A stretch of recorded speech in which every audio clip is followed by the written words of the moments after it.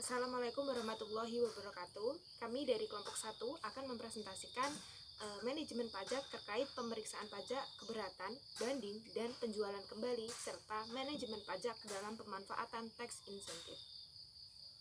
Sebelumnya, izinkan kami untuk memperkenalkan anggota kelompok 1, yaitu yang pertama ada Rafiuddin Maulana Wahid dengan NIM 052, yang kedua ada Noviana dengan NIM 055, yang ketiga ada saya sendiri Aprilia Indasari NIM 059, yang keempat ada Marcelina Kewala Balamakin dengan NIM 064, yang kelima ada Yovlantinus Wiranto Landing dengan NIM 075, dan yang terakhir ada Neni Lailatul Badriah dengan NIM 076. Perkenalkan, nama saya Rafiuddin Maulana Wahid dengan NIM 2017-017-052. Berdasarkan hasil pemeriksaan yang dilakukan oleh Direktorat Jenderal Pajak atau DJP, maka akan diterbitkan surat ketetapan pajak yang dapat mengakibatkan pajak terutang menjadi kurang bayar, lebih bayar, ataupun nihil. Jika wajib pajak tidak sependapat, maka dapat mengajukan keberatan atas surat ketetapan tersebut. Selanjutnya, apabila belum puas, bisa mengajukan banding. Dan langkah terakhir yang dapat dilakukan oleh wajib pajak dalam sengketa tersebut adalah meninjau kembali ke Mahkamah Agung. Oke, selanjutnya di sini ada pemeriksaan pajak. Berdasarkan pasal 1 nomor 25 Undang-Undang Ketentuan Umum dan Tata Cara Perpajakan KUHP, di sini dijelaskan bahwa pemeriksaan pajak adalah serangkaian kegiatan menghimpun dan mengelola data, keterangan, dan bukti yang dilaksanakan secara objektif dan profesional berdasarkan suatu standar pemeriksaan untuk menguji kepatuhan pemenuhan kewajiban perpajakan dan atau untuk tujuan lain dalam rangka melaksanakan peraturan perundang-undangan pajak. Next, ke slide selanjutnya. Di sini ada jangka waktu pemeriksaan pajak. Untuk jangka waktunya sendiri ada 3 pemeriksaan. Yang pertama, pemeriksaan lapangan. Nah, di sini pemeriksaan lapangan paling lama tuh 6 bulan. Yang dihitung sejak surat pemberitahuan pemeriksaan lapangan disampaikan kepada wajib pajak. Nah, sampai dengan tanggal surat pemberitahuan hasil pemeriksaan atau biasa disebut SPHP disampaikan kepada wajib pajak. Itu waktunya. Yang kedua, ada pemeriksaan kantor. Nah, di sini pemeriksaan kantor tuh paling lama 4 bulan. Nah, 4 bulan tuh dihitung sejak tanggal wajib pajak memenuhi surat panggilan dalam rangka pemeriksaan kantor sampai tanggal surat pemberitahuan hasil pemeriksaan itu atau disebut SPHP disampaikan ke wajib pajak. Dan untuk yang terakhir, yang ketiga nih. Yang ketiga tuh jangka waktu pembahasan akhir hasil pemeriksaan dan pelaporan. Nah, di sini jangka waktunya tuh paling lama tuh 2 bulan sejak dihitung sejak tanggal SPHP-nya tuh disampaikan kepada wajib pajak sampai dengan hasil laporan pemeriksaan atau biasa disebut LPHP. Dan untuk slide selanjutnya akan dijelaskan oleh teman saya. Cekidot. Perkenalkan, nama saya Noviana, NIM 2017-017-055. Baik, saya akan melanjutkan presentasi dari teman saya Wahid. Baik, yang selanjutnya itu ada keberatan. Keberatan adalah cara yang ditempuh oleh wajib pajak jika merasa tidak atau kurang puas atas suatu ketetapan pajak yang dikenakan kepadanya atau atas pemotongan atau pemungutan oleh pihak ketiga. Wajib pajak dapat mengajukan keberatan atas yang pertama, surat ketetapan pajak kurang bayar atau SKPKB, yang kedua, surat ketetapan pajak kurang bayar tambahan atau SKPKBT, yang ketiga, surat ketetapan pajak lebih bayar atau SKPLB, yang keempat, surat ketetapan pajak nihil atau SKPN, dan yang terakhir, pemotongan atau pemungutan oleh pihak ketiga berdasarkan peraturan perundang-undangan perpajakan. Baik, yang selanjutnya itu ada jangka waktu pengajuan keberatan. Jangka waktu pengajuan keberatan dibagi menjadi 3 bagian. Yang pertama, keberatan harus diajukan dalam jangka waktu 3 bulan sejak tanggal SKPKB, SKPKBT, SKPLB, SKPN atau sejak tanggal dilakukan pemotongan atau pemungutan oleh pihak ketiga. Yang kedua, untuk surat keberatan yang disampaikan langsung ke KPP, maka jangka waktu 3 bulan dihitung sejak tanggal SKPKB, SKPKBT, SKPLB, SKPN atau sejak dilakukan pemotongan atau pemungutan oleh pihak ketiga sampai saat keberatan diterima oleh kantor pelayanan pajak. Yang ketiga, untuk surat keberatan yang disampaikan melalui pos atau harus pos tercatat, jangka waktu 3 bulan dihitung sejak tanggal SKPKB, SKPKBT, SKPLB, SKPN atau sejak dilakukan pemotongan atau pemungutan oleh pihak ketiga sampai dengan tanggal tanda bukti pengiriman melalui kantor pos dan giro. Salam dan bahagia, sebelumnya saya perkenalkan nama saya Yoflan. Baik, saya akan melanjutkan presentasi dari teman saya, yaitu tentang banding. Apabila wajib pajak masih puas dengan surat keputusan keberatan atas keberatan yang diajukan, maka wajib pajak masih dapat mengajukan banding kepada Badan Pajak.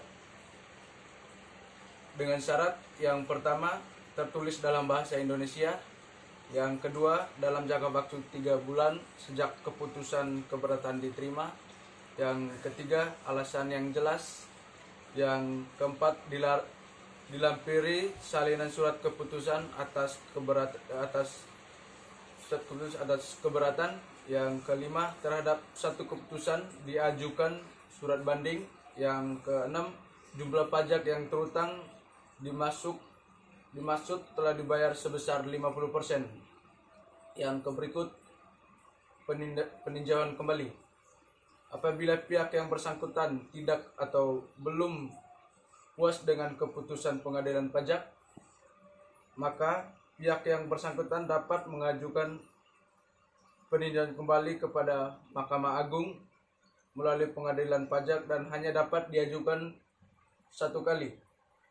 Alasan-alasan kembali sebagai berikut. Yang pertama, putusan pengadilan pajak didasarkan pada kebohongan atau tipu muslihat. Yang kedua, terdapat bukti tertulis yang tidak dituntut atau lebih dari yang dituntut. Yang ketiga, dikabulkan suatu hal yang tidak dituntut atau lebih dari yang dituntut. Yang keempat, ada suatu bagian dari tuduhan belum diputus tanpa dipertimbangkan sebab-sebabnya. Yang kelima, putusan nyata-nyata tidak sesuai dengan ketentuan perundang-undangan yang berlaku. Sekian presentasi dari saya, selanjutnya akan dijelaskan oleh teman saya. Terima kasih. Baik, saya akan melanjutkan presentasi dari teman saya sebelumnya. Saya Marcelina Kewalagan Balamakin, NIM 2017-017064. Di sini ada 2 cara untuk melakukan manajemen pajak, yaitu bisa dengan ilustrasi pertama dan ilustrasi kedua. Yang pertama itu kita lihat ilustrasi pertama tentang pengajuan keberatan dan banding atas SKP. Yang pertama, SKP. Atas SKP yang diterima WP paling lambat 3 bulan harus diajukan permohonan keberatan, di mana dengan pengajuan ini jumlah pajak yang tidak disetujui dalam SKP belum menjadi hutang pajak sehingga fungsi penagihan aktif belum bisa berjalan.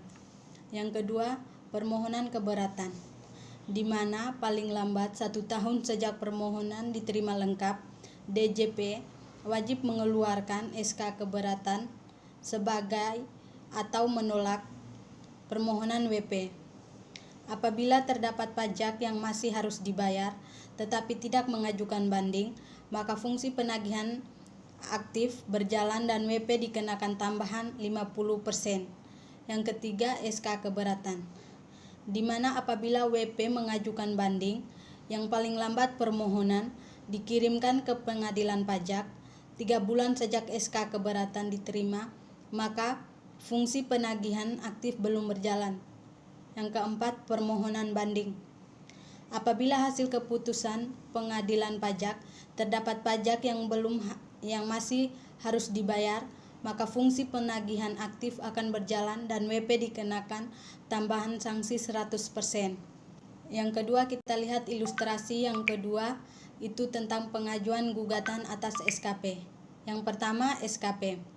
Atas SKP yang diterima WP, paling lambat 30 hari harus diajukan permohonan gugatan, di mana dengan pengajuan ini fungsi penagihan aktif telah berjalan. Yang kedua, permohonan gugatan, di mana pemohon gugatan sesuai pasal 43 Undang-Undang Nomor 14 Pengadilan Pajak, WP dapat memohon untuk dapat dilakukan penundaan penagihan aktif sampai dengan putusan gugatan pengadilan pajak. Yang terakhir, SK Pengadilan Pajak. Apabila hasil keputusan pengadilan pajak terdapat yang masih belum harus dibayar, maka fungsi penagihan aktif akan berjalan dan WP tidak dikenakan tambahan 100%. Jadi dari kedua ilustrasi tersebut, yang lebih menguntungkan tergantung dari bagaimana cara kita untuk menyikapi dan menghitung potensi dari permasalahan yang ada atau permasalahan yang sedang kita alami. Saya Aprilia Indasari, NIM 2017-017-059 akan mempresentasikan terkait manajemen pajak dalam pemanfaatan tax insentif. Sebelum kita masuk pada materi, kita harus mengetahui terlebih dahulu apa itu tax insentif. Nah, tax insentif merupakan aspek kode pajak yang dirancang oleh suatu negara untuk memberi insentif atau mendorong kegiatan ekonomi yang mana dilakukan dengan cara mengurangi pembayaran pajak perusahaan di suatu negara tersebut. Dimana ketika tax insentif ini kita lakukan dengan benar, maka akan memberikan dampak positif, diantaranya akan membuka lapangan pekerjaan, kemudian jumlah transfer modal tinggi, kemudian adanya peningkatan pada daerah-daerah yang belum berkembang atau kurang berkembang, dan juga nanti dapat meningkatkan pertumbuhan ekonomi dalam pendapatan pajak. Nah, pertumbuhan ekonomi pada pendapatan pajak ini akan kita rasa ketika sudah berakhir masa bebas pajak atau periode insentif itu sendiri. Namun insentif ini perlu kita ketahui bahwasannya harusnya dapat memberikan dampak yang baik bagi seluruh sektor, tidak hanya menguntungkan pada sektor tertentu saja, tapi juga bagi masyarakat luas maupun wajib pajak itu sendiri.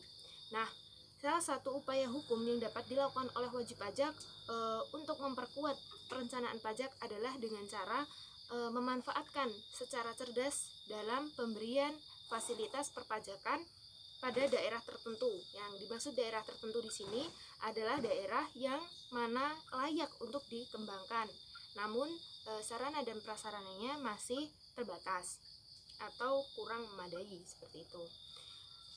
Masuk pada yang selanjutnya, yaitu pemberian fasilitas pajak penghasilan, di mana wajib pajak badan dalam negeri baik berbentuk perseroan terbatas maupun koperasi ini dapat melakukan penanaman modal pada usaha tertentu maupun pada daerah tertentu, yang mana nanti dapat diberikan fasilitas pajak penghasilan.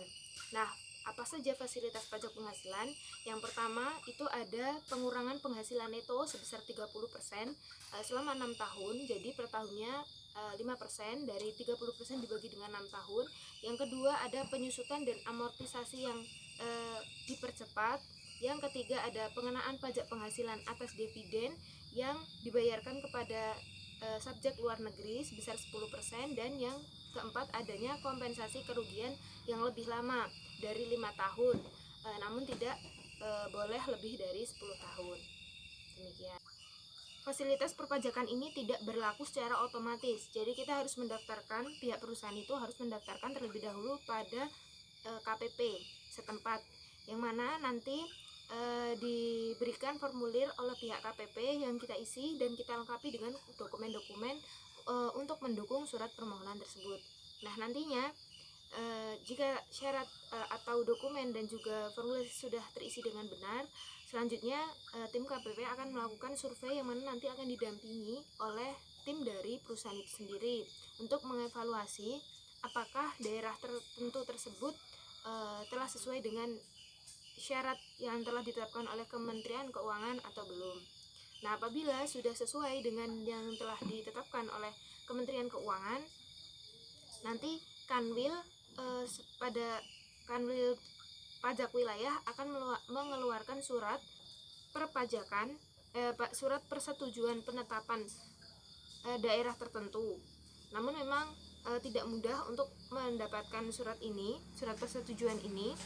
Biasanya sering terjadi penolakan pada daerah tertentu oleh Fiskus.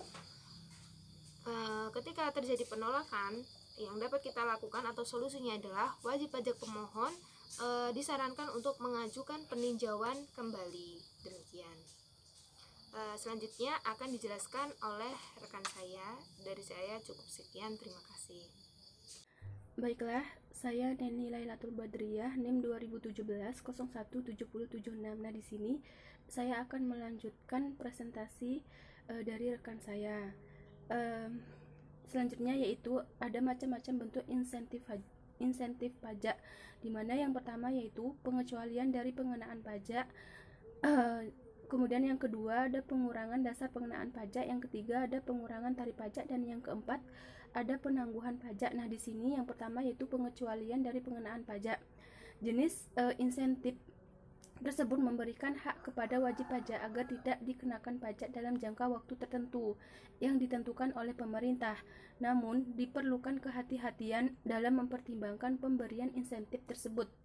Hal yang perlu diperhatikan adalah sampai berapa lama pembebasan pajak ini diberikan dan sampai berapa lama investasi dapat memberikan hasil. Contohnya yaitu dari jenis insentif ini adalah tax holiday atau tax exemption. Kemudian bentuk insentif yang kedua yaitu ada pengurangan dasar pengenaan pajak. Nah, di sini jenis insentif ini biasanya diberikan dalam bentuk sebagai macam biaya yang dapat dikurangkan dari pendapatan kena pajak. Pada umumnya, biaya yang dapat menjadi pengurangan boleh dikurangkan lebih dari nilai yang seharusnya. Jenis insentif ini misalnya dapat ditemui dalam bentuk double deduction, investment allowances, dan loss carry forward. Kemudian bentuk insentif pajak yang ketiga yaitu ada pengurangan tarif pajak. Nah, di mana insentif ini berupa pengurangan tarif pajak dari tarif yang berlaku umum ke tarif khusus yang diatur oleh pemerintah. Nah, jadi insentif ini paling sering ditemui dalam pajak penghasilan, misalnya pengurangan tarif corporate income tax atau tarif withholding tax. Kemudian bentuk insentif pajak yang terakhir yaitu ada penangguhan pajak. Nah, di sini jenis insentif ini pada umumnya diberikan kepada wajib pajak sehingga pembayaran pajak dapat menunda pembayaran pajak hingga suatu waktu tertentu. Baiklah, selanjutnya yaitu ada tax planning yang direkomendasikan.